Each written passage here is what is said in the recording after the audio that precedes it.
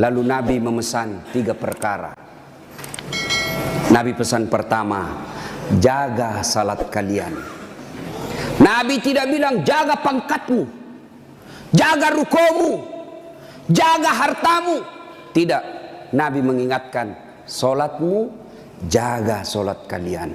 Bapak-bapak polisi, kalau bapak mau baik pekerjaan, jangan tinggalkan salat. Kecil itu bos jadi kapolsek, kecil. Nah datik nih puangi, jadi kok. Siapa yang sangka Pak Idam Aziz jadi Kapolri? Siapa yang sangka? Tidak pernah orang membayangkan, tidak pernah didengar-dengar namanya.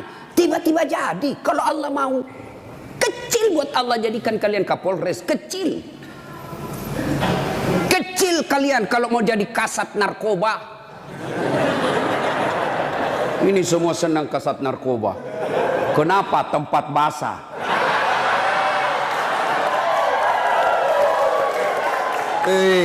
Hati-hati Pak Polisi. Di tempat basah lah itu orang tenggelam. Tidak ada orang tenggelam kalau kering. Siapa suruh kau bilang gas-gas? Gas memang. Kita sudah tanda tangan MOU toh. Pak, kecil, sholat ki Pak. Kecil bapak punya bahagia. Ustadz, kenapa itu kasihan istriku nang ngomel aja nak kerja.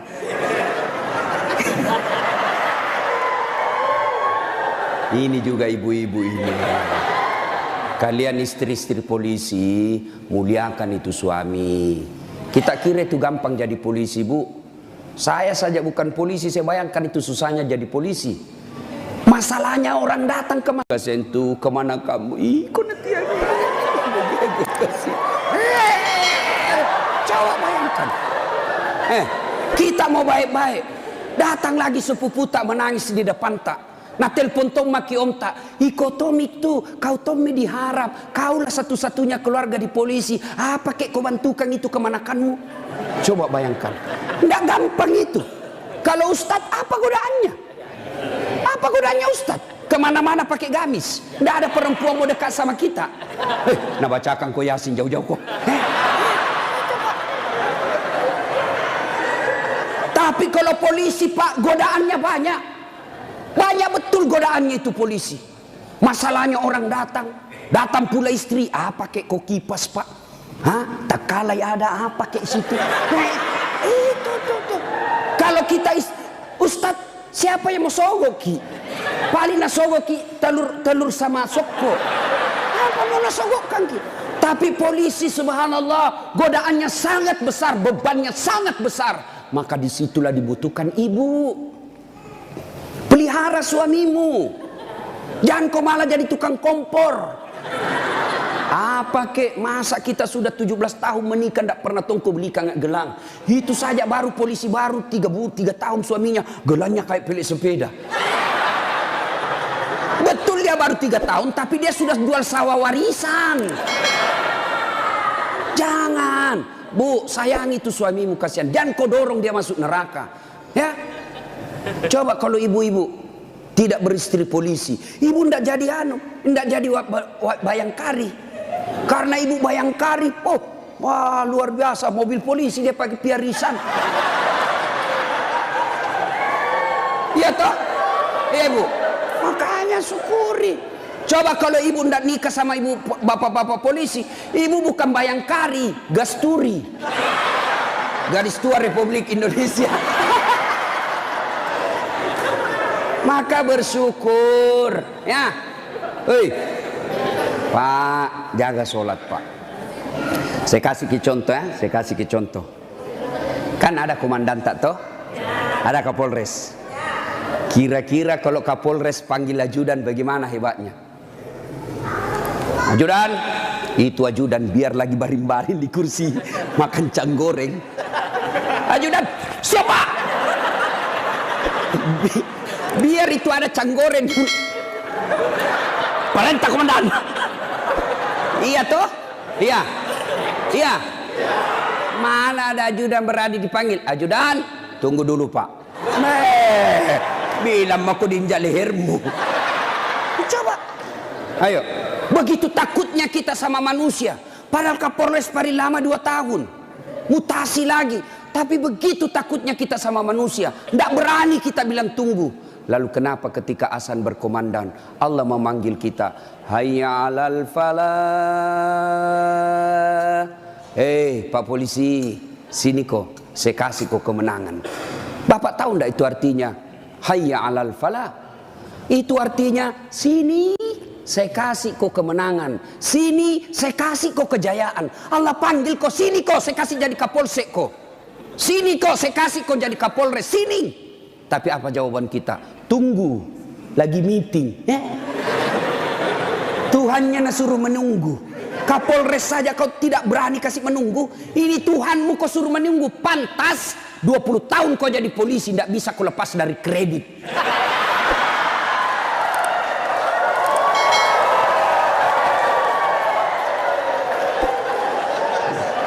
Gas memang. Makanya, bagaimana hidupmu mau baik bos jadi polisi? Kau udah bisa cari muka sama atasan. Siap komandan. Siap salah komandan. Bapak kerja sama manusia, 10 suruh ki kerja. Nih kerja ini 10, 9 yang cocok, 1 salah. Yang salah persoalkan. Bodoh memang kau ini. Coba, lupa itu 9 yang cocok. Padahal 9 yang betul, 1 jika dosa. Bodoh memang kau ini. Nggak ada. Itulah manusia. Kalian capek cari kelakuan baik. Jangan kau terlalu mencari muka sama pimpinanmu. Yuk kerja saja dengan baik sebagai polisi. Ada tupoksimu, ada ini, kasat ini, jelas pekerjaannya. Kerja itu dengan baik, perbaiki sholatmu. Allah yang angkat derajatmu. Tapi kau siapa? Nah bilang ada di Jakarta, cemen lu men. Ayo, serius pak. Baiki saja sholat. Kecil pak. Bapak kan punya jalan jadi Kapolsek. Bapak punya jalan untuk jadi Kapolres. Kenapa bapak polisi? Memang ada jalannya. Yang tidak bisa ada jalannya, saya jadi Kapolres. Tidak ada itu.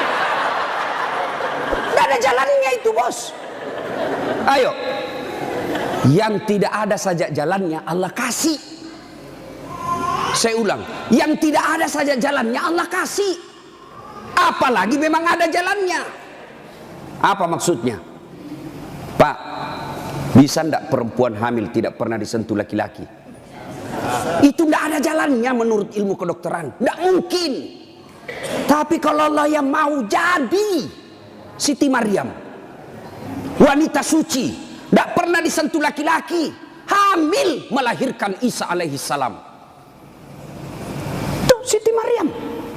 Cuma sekarang banyak tong perempuan mau ingin Siti Maryam. Hamil ndak ada suaminya. Usut punya usut, ternyata selingkuh sama polisi.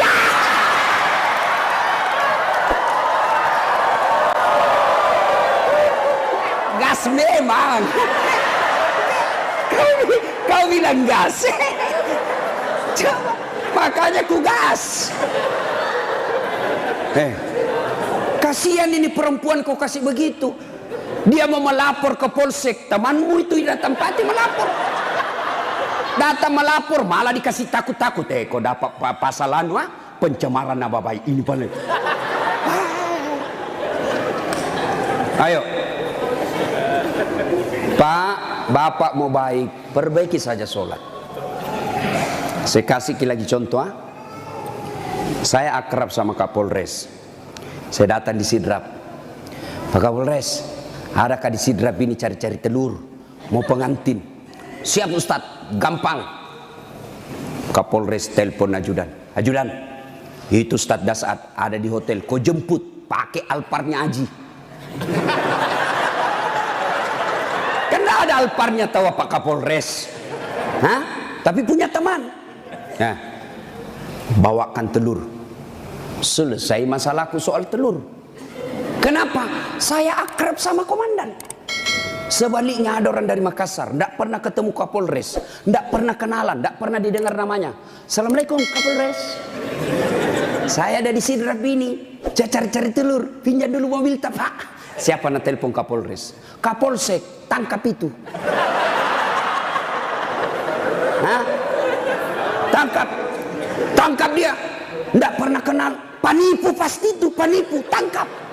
Begitu juga Bapak, tidak pernah sholat, sholatnya hanya hari Jumat, itu pun paling terlambat datang, paling cepat pulang. Orang khutbah dia tidur, pas bangun kamat dia bilang, aliran apa ini mesti tidak ada khutbahnya.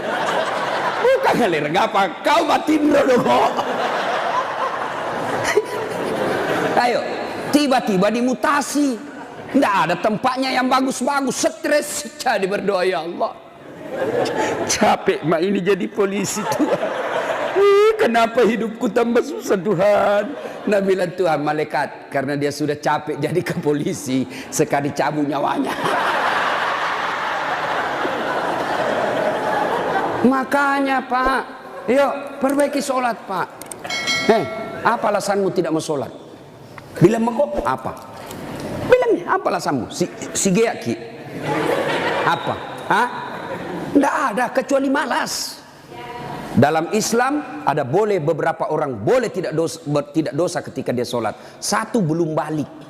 Kalau ada bapak-bapak polisi di sini merasa belum pernah mimpi basah, belum pakai balik itu.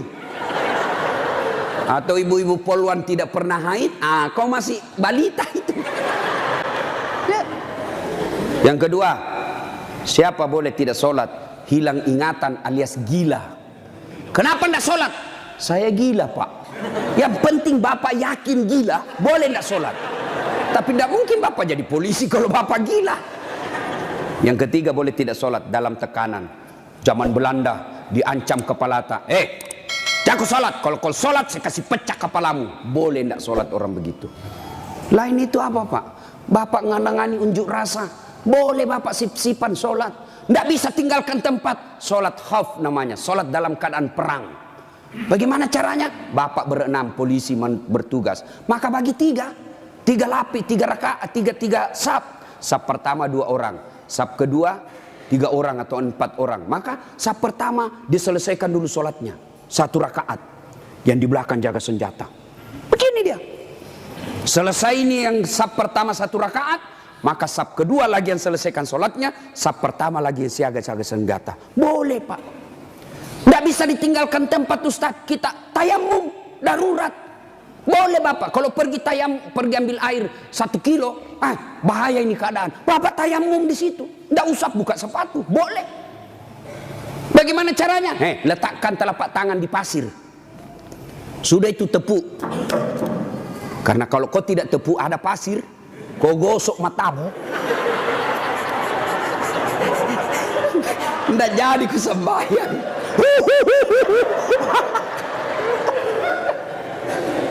Itu gunanya. Selesai. Agapi. Tidak ada alasan. Maka Bapak sholat. Maulid kali ini, yang tadinya masih malas sholat, perbaiki sholat Pak. Kecil buat Bapak, Allah kasih kita. Kecil Pak. Kecil sekali. Ini perkara dunia. Allah cukup mengucapkan kun.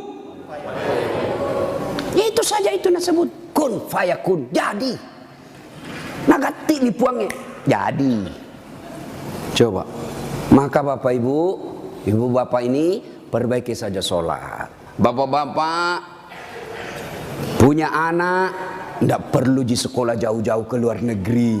Kontrol saja sholatnya. Baik sholatnya, insya Allah anakmu akan bahagia.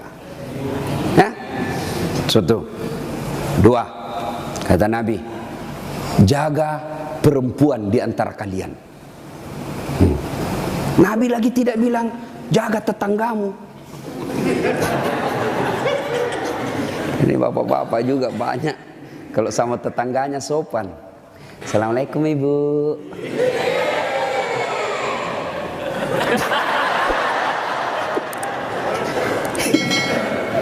Ibu, kita ini sebenarnya laki-laki tergantung istri.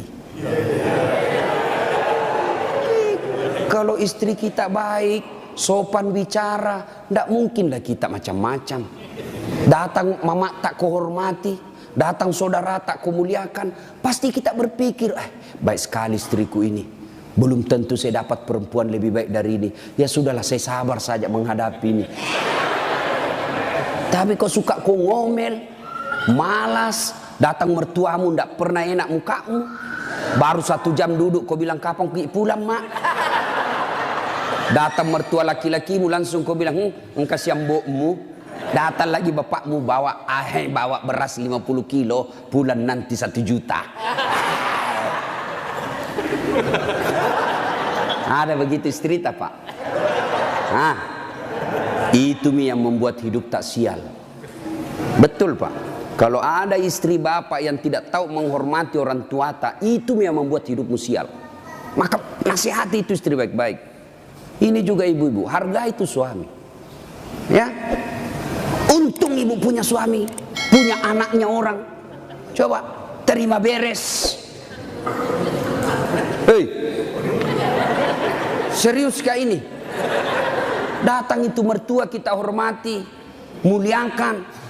Coba, ada kadang-kala ibu-ibu curhat sama saya, Ustaz, kenapa itu suamiku lebih sayang kan kasihan satu rumah kak sama mertua perempuanku. Kenapa ini kasihan nih suamiku, sayangnya sama mamanya saya tidak. Saya bilang, sadar kok ibu, mamanya orang itu, bukan selingkuhannya, bukan istri kedua. Kalau istri kedua boleh kau bilang begitu, bersaing kok. Tapi ini mamanya, dari rahimnya itu, keluar dari perutnya, dia yang didik dia yang kasih jadi polisi, dia yang biaya, kau terima beres. Sadar, mestinya kalau begitu suamimu, kau bersyukur. Ya Allah, baik betul ini suamiku. Mudah-mudahan nanti anakku seperti suamiku, tetap sayang sama saya meskipun saya sudah tua. Dengar itu.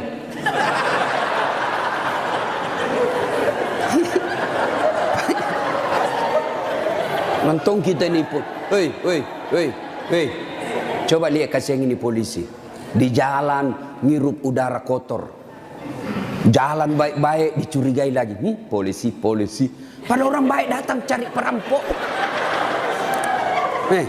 Coba di kantor kalian dimarah-marahi sa komandannya.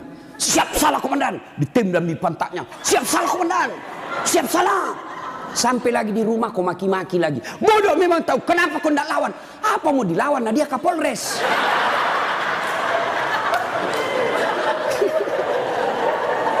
Lihat tuh, ini kasih muka-muka susah semua ini kasih ini polisi. Coba lihat. Enak tong itu kalau pulang suamimu kau sayang-sayangi, kau masakan kesenangannya. Tidak bisa tiap bulan, sekali seminggu lah. Ya. Paling tidak ketika kau terima gajinya, kau telepon itu suamimu. Pak, jangkit makan di luar. Hari ini saya masak kesenangan tak untuk kita pak. Tanam maki spesial hari ini. Salam sayang selalu dari istrimu di rumah.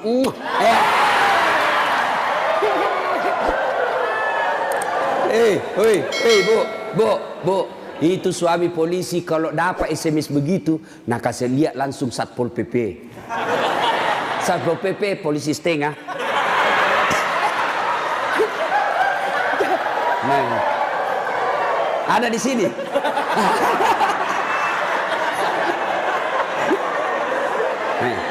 Apa nak bilang? Nak bilang itu polisi. Lihat kau ini istriku bos. Betul dia lebih tua dari saya. Betul dia tidak cantik. Dia orang kampung. Tapi kau lihat bos. Istriku ini. Pernah SMS begitu? Paling kita SMS, Pak, jangan lupa singgah beli gas.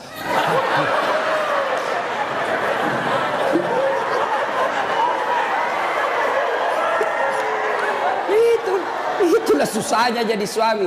Tapi bapak juga kalau disuruh singgah beli gas, jangan sok-sok gengsi.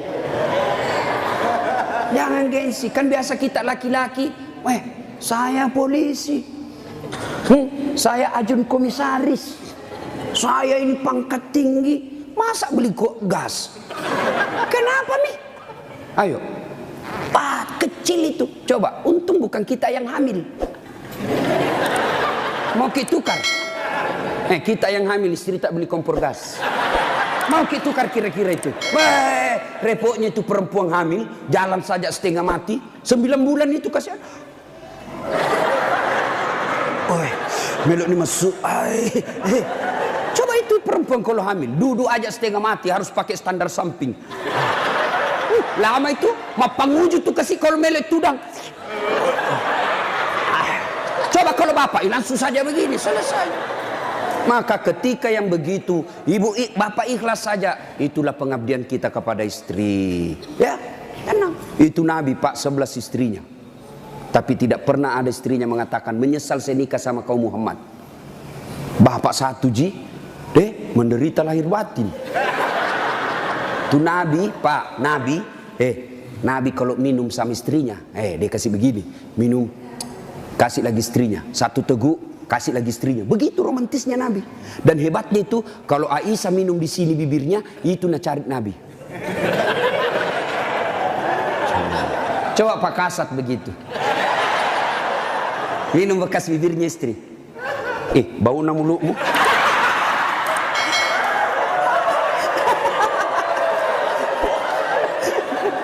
Salatullah,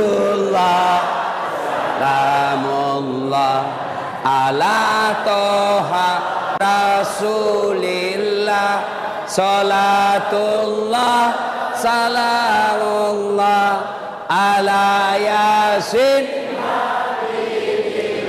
Satu, jaga solatmu. Dua, jaga perempuan di antara kalian. Maka bapak-bapak polisi jaga istri. Itu kewajiban bapak. Kewajiban bapak. Biar bapak hitam jidat gara solat, Senin Kamis puasa, tahajud tiap hari, tadarus tiap maghrib, tapi istri tidak pakai jilbab, istri tidak solat, istri tidak puasa Ramadan, maka bapak dulu yang masuk neraka. Ku ampusakum wa akhlikum. Itu makanya bapak didik istri. Bagaimana cara didik istri? Karena kita tidak punya waktu yang banyak, lebih banyak di jalan, kasihan. Bagaimana cara didik istri? Arahkan dia pergi majelis. Itu ada pengajian dek, kau pergi di sana. Bagaimana lagi caranya? Paling gampang, bapak tidur peluk-peluk dia, baru putarkan ceramahnya Dasat Latif. Judulnya apa? Kewajiban istri kepada suami. Sayang ke nonton kita. Langsung enak bapak, karena kalau bapak nasihati istri tidak masuk di akalnya. Tidak masuk, ya kan? Karena bapak lebih sering tipu istri daripada. Bagaimana dia percaya? Kita juga ibu, bagaimana tidak ditipu ki? Karena suka ki marah-marah. Jujur ki, marah kok ya lebih baik dibohongi kok supaya senang perasaanmu. Kenapa kau bohong? Selama ini kau bohong. Ku sayang kau, tidak mau kau luka perasaan. Kau bohongi kau. Sekarang kau tahu ya itu takdir burukmu. Kan kita terpojok ki jadi bohong maki. Sama saya ada temanku SD, masih selalu kena telepon sampai sekarang. Cinta-cinta monyet dulu di kampung. Setelah saya lihat banyak viral, tambah populer kila dase. Itu di Makassar gitu nama aku Dasat Latif. Kalau di kampung Ladase.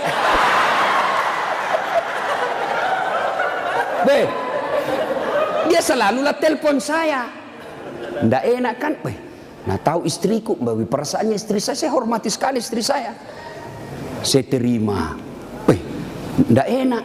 Saya blokir. Nah bilang kak nanti sombong. Terpaksa ku tulis di situ HP-ku namanya penjual batu bata. Jangan kau shooting ibu, nanti sampai sama istriku. Bunyi itu telepon. Nah lihat istriku, Ustaz, ada panggilan tak? Dari siapa sayang? Penjual batu bata. Wah. Saya bilang, dia bilang, saya angkat. Oh jangan kau angkat, tagihan. Nggak cukup uangku itu. Istriku kalau bilang uang, nggak mau dia karena nanti uang belanjanya saya ambil. Jangan angkat. Jangan angkat Ustaz, jangan maki, belum cukup uang. Selamat saya. Satu ketika saya pulang ceramah. Bikinlah saya teh. Kan saya bikin sendiri. Saya tahu, oh sudah. Saya minum, kenapa nak asin ini? Barat salah kasih kah ini? Saya pergi lihat toples, tulisannya gula.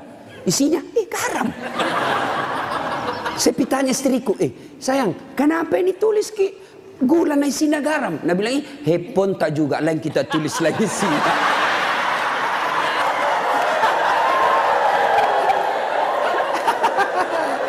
Ibu, sudah tahu rumusnya toh? Pak, jaga istri kalian, jaga. Gimana caranya? Ajari terus, nasihati terus, nasihati terus. Tapi bapak tidak mungkin bisa didengar istri kalau bapak saja kelakuannya tidak baik. Tidak mungkin. Maka untuk menjadi baik kepada istri, bapak dulu yang harus bagus. Bapak dulu yang kasih contoh sholat 5 waktu. Kalau perlu bangun subuh-subuh sama-sama. Sayangku, yuk peluk dengan baik, cium pipi. Nah bilang apa aja dia mau dicium stas ngoro mak bau tong bebenya stas. Pak, kalau perlu bapak angkat itu istri. Salat subuh sayang, bareng-bareng, salat jamaah. Meskipun bapak pangkat paling rendah di Polres, tapi ibu bapak lakukan itu mulia di hadapan Allah. Angkat istri, ayo sayangku, salat bareng-bareng, berjamaah, bapak imam, istri makmum. Jangan baca yang susah-susah, yang pendek-pendek saja. Ya? Karena yang susah-susah nanti tidak mau sampai. Nak baca Al-Kafirun. Wala antum abiduna ma abun, wala ana abidum ma abattum, wala antum abid. Mulai curiga istrinya. Wala antum abidu, wala ana abidum. Pas selesai sholat, ibu juga kalau selesai sholat kasih semangat suami. Sabar ki pak, memang begitu kalau baru pertama orang sholat. Insya Allah ke depan tidak. Jangan malah dimaki-maki. Bodoh memang kau ini polisi dongo. Apa kau tahu kau bilang? Nah bilang suami tak jamin lagi sembahyang deh. Kau sudah. Bu, pulang suami tak ibu. Kita tahu sudah mau masuk maghrib. Datang suami tak sudah sediakan sarungnya. Sediakan kopiahnya, sediakan bajunya untuk sholat, baju koko. Begitu datang, Deng, mandi ki, ini kita pakai sholat maghrib. Ayo kita pergi sama-sama di masjid. Nyaman ibu, suami istri jadi polisi, dapat gaji tiap bulan. Kalau begini kita lakukan, bahagia hidup tak. Meskipun kita tak putar-putar saja di sidra. Enak pak. Ini istri suka ngomel, suami tukang tipu, kredit tidak pernah berhenti. Kapan enak hidupmu? Ayo, maka perbaiki ini, saling menjaga. Suami nasihati istri, istri ingatkan suami. Itu rumah tangga yang bahagia. Dan yang ketiga kata Nabi, ucapan yang beliau keluar dari bibirnya, ummati, ummati, ummati, umatku, umatku, umatku. Begitu sayangnya sama Nabi. Sayang Nabi sama kita.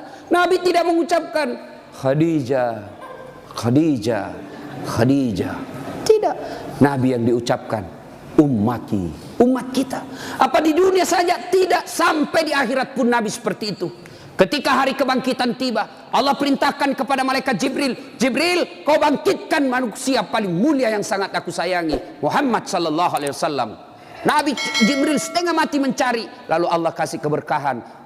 Makamnya Nabi keluar asap. Didapat. Lalu bangkitlah Nabi. Ya seperti itu yang kita lihat di sirkus, ada manusia yang tiba-tiba naik saja ke permukaan. Lalu Nabi duduk, gosok mata. Jasadnya Nabi pak sampai detik ini tidak hancur. Seperti ketika beliau hidup, kulitnya tidak rusak.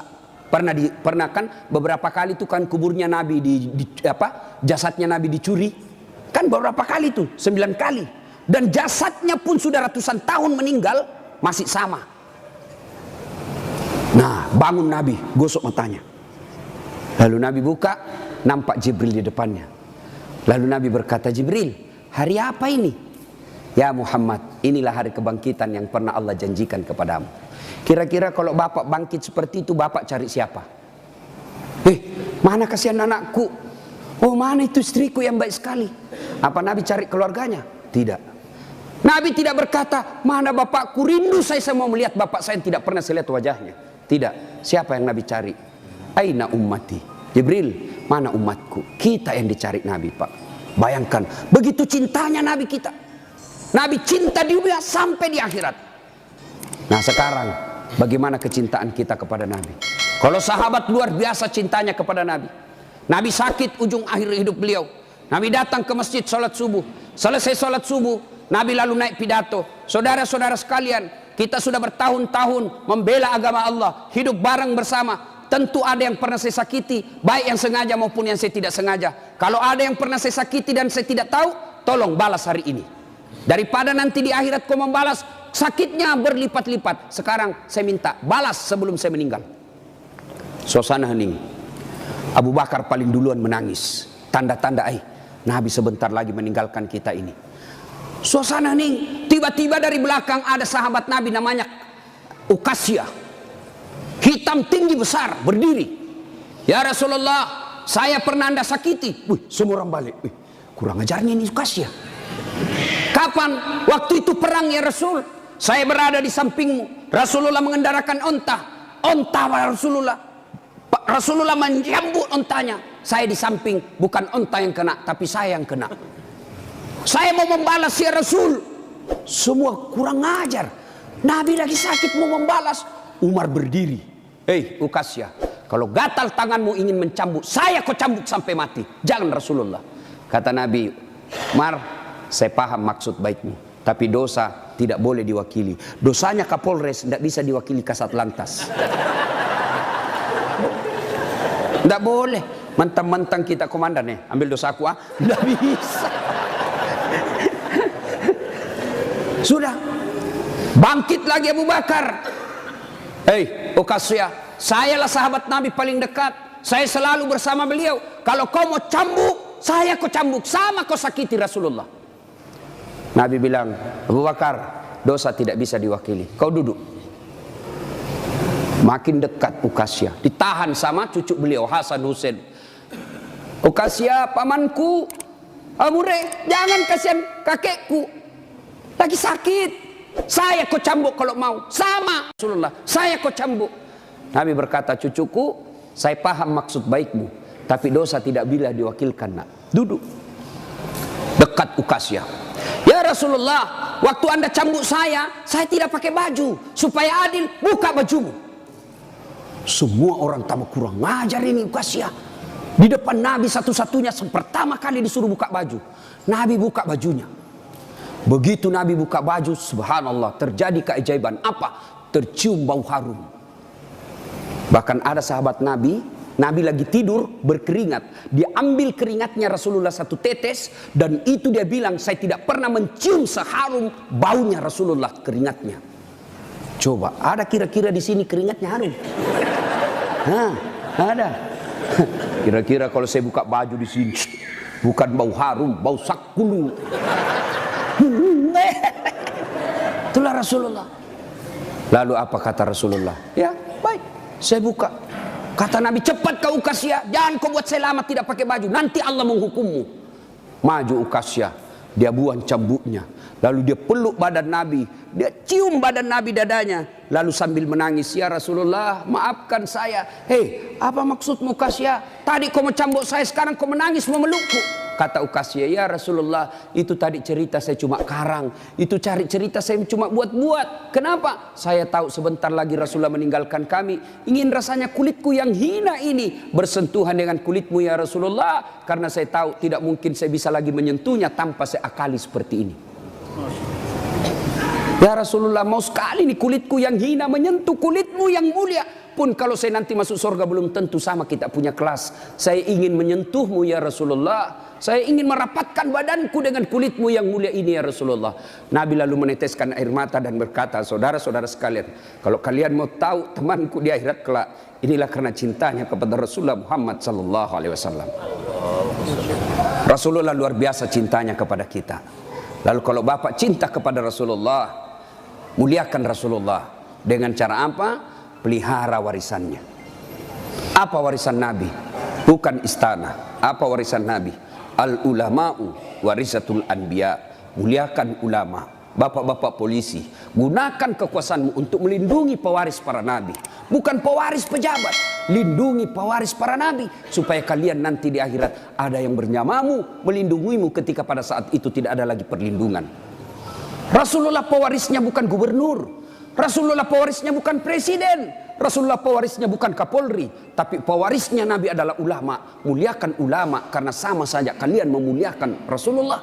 Tidak usah kau muliakan Dasat Latif, tidak usah kau muliakan kiainya, tapi muliakan ilmu yang benar. Kalian tahu halal haram bukan dari Kapolres. Kalian tahu halal haram, rukun-rukun iman, rukun-rukun haji bukan dari Kapolri, bukan dari sekda, bukan dari bupati, tapi kalian mengetahuinya dari ilmu-ilmu para ulama.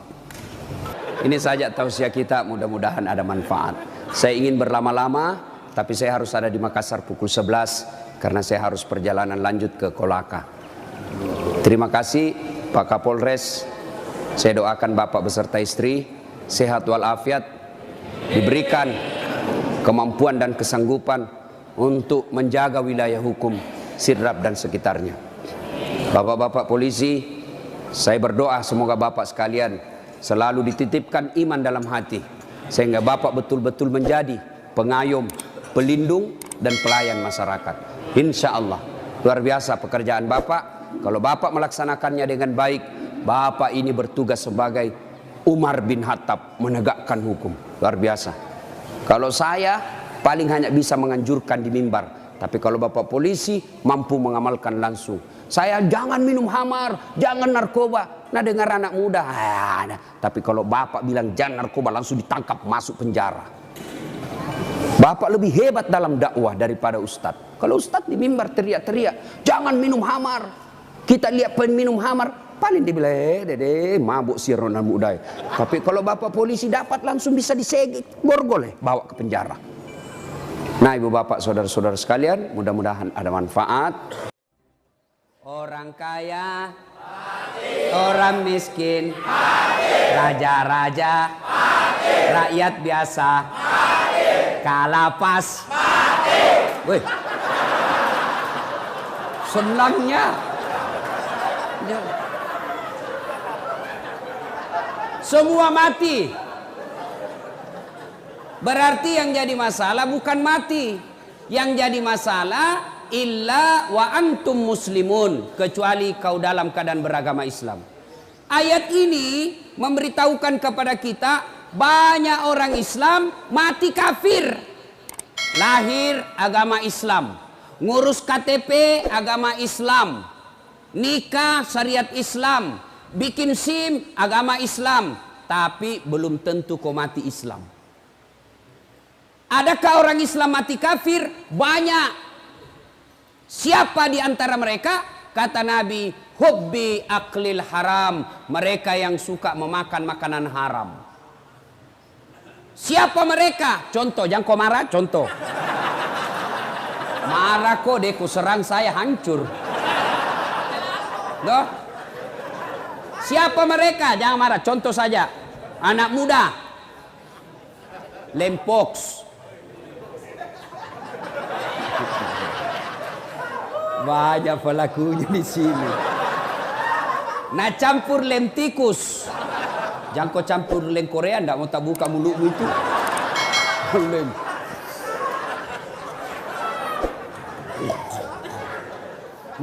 Mabuk setengah. Mabuk setengah antara mabuk dengan tidak. Nambil motornya. Bayangkan kalau orang mabuk setengah naik motor. Tiang listrik nak kira aspal. Pak, mati kafir kau cilaka.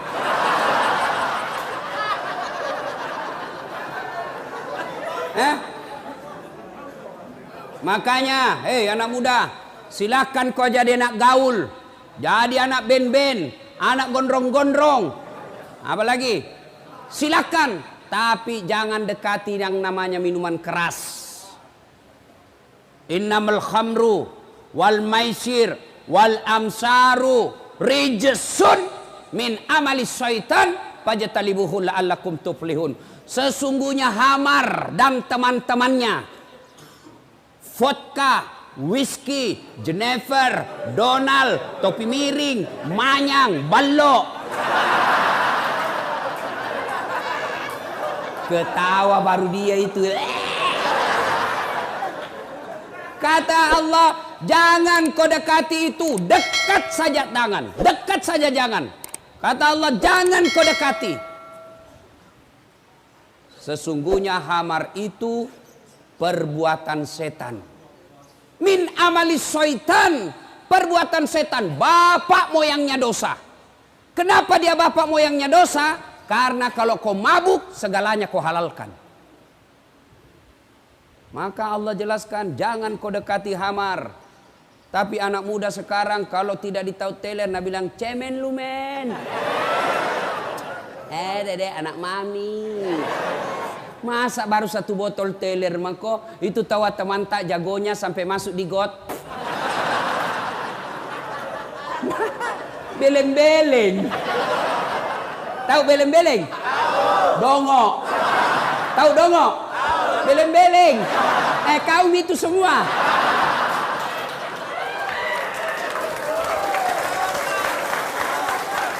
Coba kalau ini ayat dari kecil kau pegang, ndak masuk kau pesantren.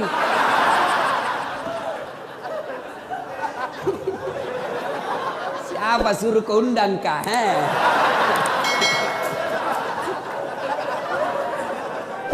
Ya, wakalaidan. Allah kemudian berfirman, Bismillahirrahmanirrahim. Ya ayyuhalladzina amanu dukhulu fis silmi kaffatan wa la tattabi'u khutuwatis syaitan innahu lakum adu mubin. Wahai orang-orang yang beriman, masuklah engkau ke dalam Islam secara sempurna dan janganlah engkau ikuti langkah-langkah setan, karena sesungguhnya setan itu musuh yang nyata bagi kalian. Kira-kira ada enggak setan di tengah-tengah kita? Ada? Ada. Apa? Handphone. Terus sudah ceramah. Wakalaidan, Allah kemudian berfirman, Bismillahirrahmanirrahim. Innallaha wa malaikatahu ya ayyuhalladzina amanu. Masya Allah, bos. Salah satu hikmah kau masuk di sini, kau hafal ini ayat.